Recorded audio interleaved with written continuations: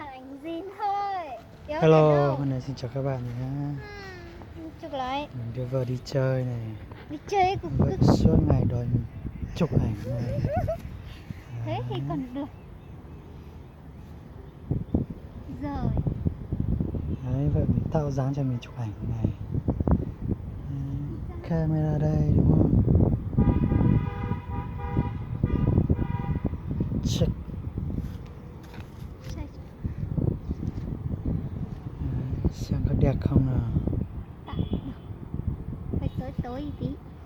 Ui. Tối ra đằng sau ấy. Đằng sau quay. Nhá. Đằng sau quay.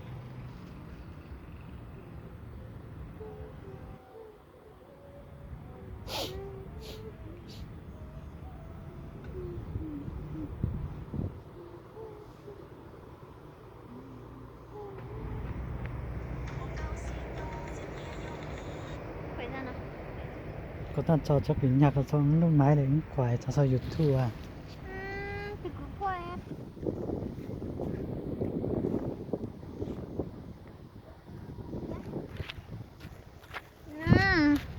Có tàn cho chắc có đi.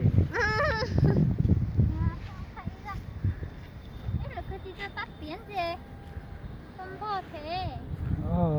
Là cho đức tiến âm thanh tự nhiên. Hello, nhớ dòng lúc lơ bé mùa xì. Thì sao mùa xì chê cho nó cá kia vậy tôi nữa. Ý kia với cái tôi xiên lại mà nó. Thật là dòng nó thì kìa. Nó thì cái tôi xiên nó chả.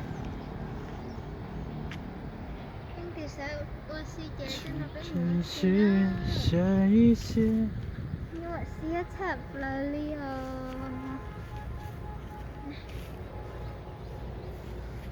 Nah.